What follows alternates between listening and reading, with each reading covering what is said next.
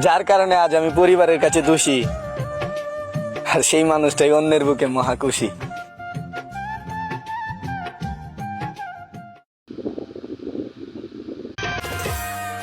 বরিশালের মাইয়া তুমি, কসম লাগে হুই না যাও, মায়া ভরা চোখে একবার চাও। শোনো শোনো ও ঢাকাইয়া পরাণ যেমন ধর পড়াই।